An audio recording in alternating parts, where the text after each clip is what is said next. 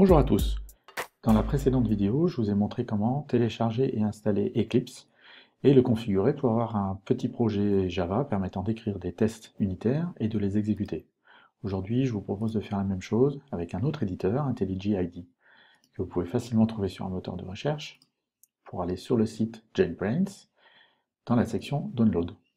Il y a deux versions, la version Ultimate qui fonctionne avec une licence payante et la version Community qui a quelques fonctionnalités en moins, mais qui est largement suffisante pour ce que nous allons faire dans les prochaines vidéos, et donc qui va nous suffire. Donc, je clique sur Download pour lancer le téléchargement. Une fois le téléchargement terminé, je clique sur l'archive pour lancer l'installation. Dans mon cas, je suis sous macOS, donc une fenêtre s'ouvre, il suffit de glisser l'icône vers le dossier des applications. Donc ça va copier l'application dans ce répertoire-là. Et donc, une fois que c'est installé, je peux lancer mon application nouvellement installée. Au premier lancement, j'ai un message qui va apparaître, me demandant de confirmer puisque je viens de télécharger cette application depuis Internet. Je n'aurai plus le message par la suite et l'application démarre. J'arrive sur ce message d'accueil qui me propose directement de créer un nouveau projet. Donc je clique sur créer un nouveau projet. Comme la fois passée, nous allons créer un petit projet Java sur base de l'architecture Maven. Je saisis les informations pour l'artefact, donc le groupe ID, l'artefact ID. Je laisse le nom du projet par défaut, TDD, très bien. Et l'éditeur se lance et m'ouvre le projet directement sur le pom.xml dans lequel on va pouvoir tout de suite ajouter nos dépendances. Donc pour cela, je peux taper le raccourci clavier commande N comme nouveau, qui me propose d'ajouter une dépendance. Donc on va ajouter JUnit, qui est le premier proposé dans la liste ici, dans la dernière version 4.12.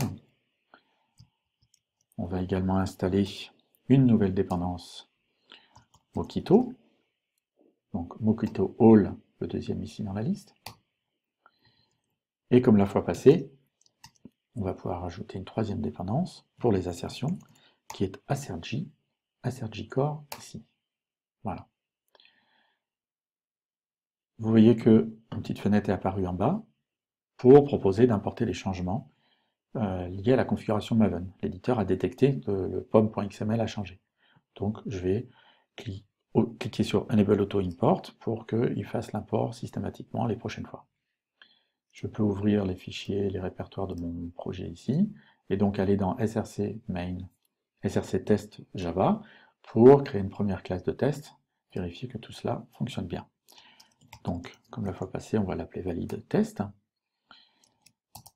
Je peux à nouveau utiliser le raccourci commande N, comme new, et lui demander de me créer une méthode de test, que je vais appeler test. Et donc, comme la dernière fois, on va vérifier qu'on peut accéder aux assertions d'assertj, ce qui est le cas ici, point assertzat. On va faire le même test avec false is true, pardon, is true, voilà. Je fais un clic droit sur le fichier et je l'exécute avec run valid test.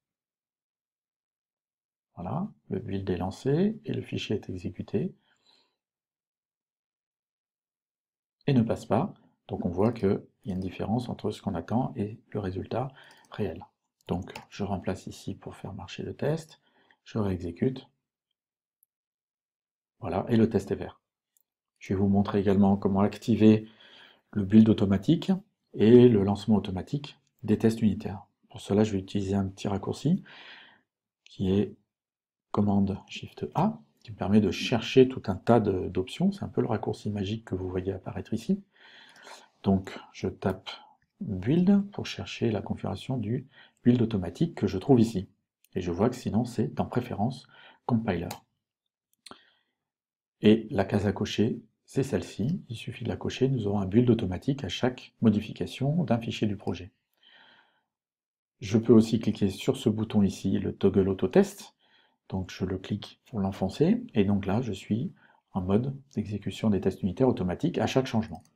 Donc on fait le test, je mets false ici, soit j'enregistre, mais il faut savoir qu'IntelliJ IDEA est en mode enregistrement automatique des fichiers, donc il suffit d'attendre un peu ou de changer le focus, et le fichier est enregistré. Vous voyez que là il a détecté le changement, il a exécuté le test qui ne passe pas. Et donc qui est rouge en bas à gauche. Ici, le test n'est pas passé, et donc je remets true à la place. J'attends un peu, et donc ça relance le build qu'on voit apparaître rapidement en bas, et le test est relancé, et il est vert.